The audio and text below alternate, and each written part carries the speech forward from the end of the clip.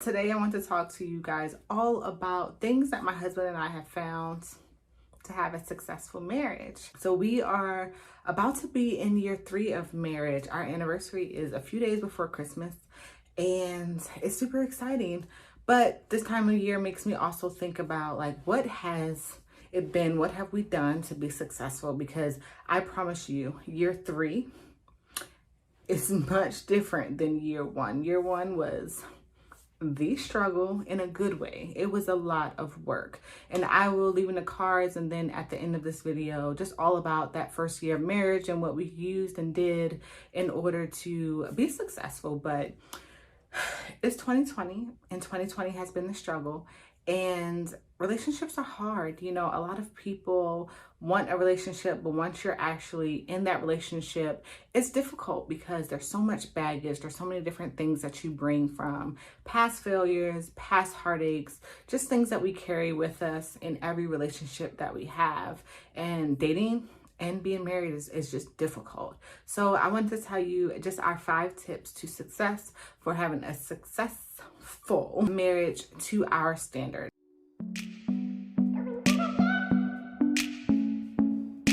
She doesn't really sleep long during the day. The lights on, kids are making noise.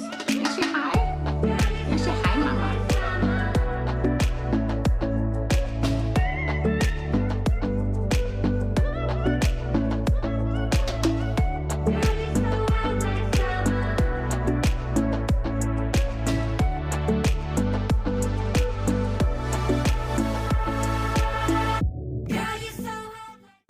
The first 3 are 100% Renee, and the last 2 are definitely Tay inspired, okay? So let me just put that disclaimer out there. So our first tip is going to be set time to have that one-on-one time with the person that you love. You need to date your spouse. You need to go on dates, even if it's staycations or something at the house.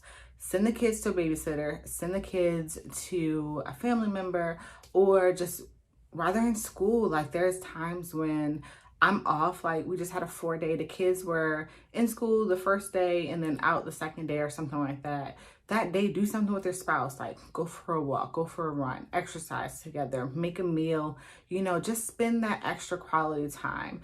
Everyone knows, if you've been on this channel for a while, that we actually do a marriage retreat whenever we're able to. So we're not able to do it yearly, but we have gone about 3 times. So whenever we're able to, we do like to go on a marriage retreat. These are tailored to just getting tools to advance your marriage, to continue to work through the things that will happen in your marriage. It gives you booklets, it gives you conversations, it gives you things to think about, and it gives you a vacation, a one-on-one time with your spouse. So we really do love them. In this video, you guys will have different clips of that vacation that we had. We just went to Massanutten.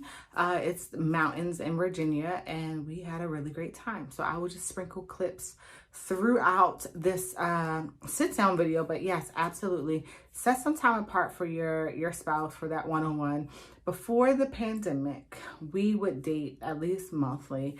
We would at least go to a movie, a dinner, something, lunch, something where it's just him and I. Now we can't do it so much, and we're in a new location, and I have a new job, and my husband is working full-time on his business, so our schedule is all over the place. But that time when we were able to go to the mountains, just the 2 of us, was exactly what we needed.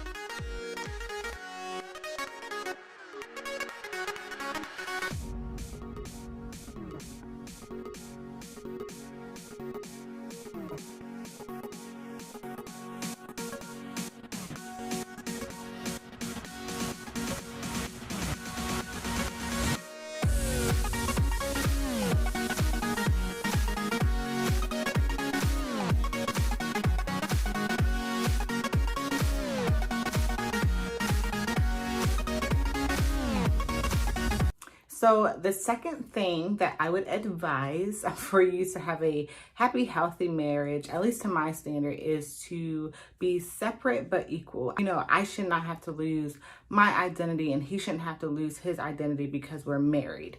The longer you're married, everything starts to mesh together. I have seen just in 3 years that a lot of the things, the conversation that we would have in our first year of marriage, we don't typically have to have right now because our mindset is starting to mesh the same.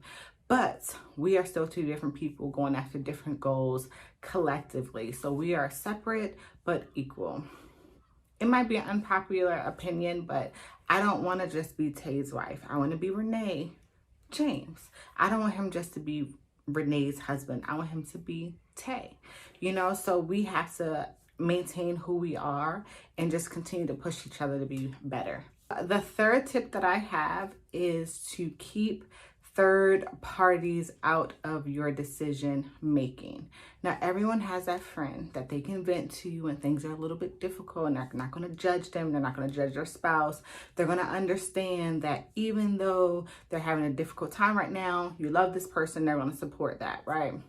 Got it. But when it comes to decisions that you have to make in your family with your spouse, it should be just you and your spouse. Even if it's something small, if it involves your household and a decision that you and your spouse has to make together, it needs to just be the two of you. Not, this is what my mom said, not, this is what my best friend thinks, not, this is what your best friend thinks, not, this is what my coworker thinks. When it comes to decision making, you and your spouse have to put your heads together, work through the BS on whatever it is, and make those decisions together. Because honestly, whatever decisions that you guys are going to make, it's just going to affect you two and your children, your household. So don't let no one in. Don't give anyone else that much power in your relationship, because this relationship is between you and your spouse. All right, guys. So the next two are Tay inspired.